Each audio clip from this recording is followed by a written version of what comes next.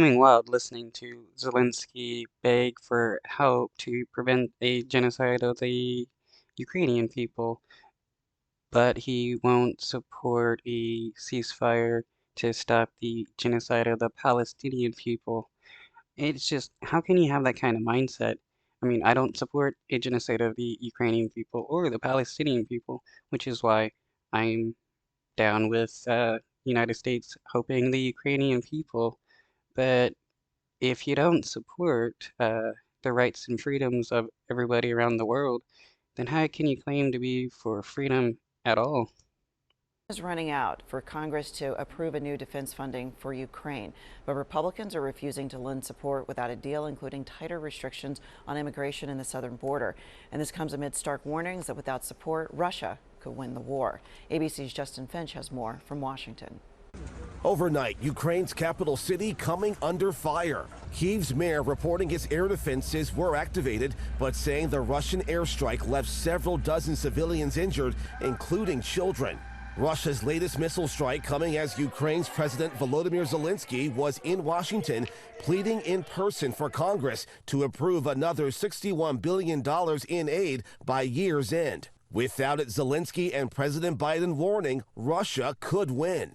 In Ukraine, we are fighting for our country and freedom, and also in Europe, we say for our freedom and yours. A source. Yeah, the Palestinians are doing the same thing. They're fighting for their freedom against the uh, Israeli government, really begging for help to have their freedoms fought for. And a dude like this wants to be in favor of the Israeli government. That is kind of wild. Source familiar says a declassified U.S. intelligence report finds the Kremlin's military personnel struggling, counting roughly 315,000 dead or injured Russian troops since the conflict began. Russian officials denying the high numbers. President Biden cautioning Russia's President Putin could still snatch a victory and putting Republicans in the hot seat. The host of a Kremlin-run show literally said, and I quote, "Well done, Republicans. That's good for us." End of quote. Still. And I'm supposed to believe that Biden truly cares about like human rights violations and people's freedoms when he's giving money to the Israeli who's killing innocent people, using the IDF to defend settlers that are killing innocent civilians. Like, what's the difference between supporting the Ukrainian people and supporting the Palestinian people? Republicans are withholding support for new Ukraine funding until the president agrees to more stringent immigration policy. Our first condition on any national security supplemental spending package is about our own national security first.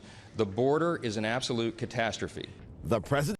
The border is completely fine. All we need to do is make it easier for people to get through, to get processed and get SSNs.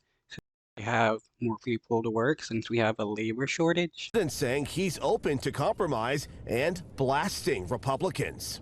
Holding Ukraine funding hostage in an attempt to force through an extreme Republican partisan agenda on the border is not how it works. How and when President Biden and Republicans can strike a deal remains unclear, but Biden wants one done before the holidays. Senate Republican leader Mitch McConnell says that's practically impossible.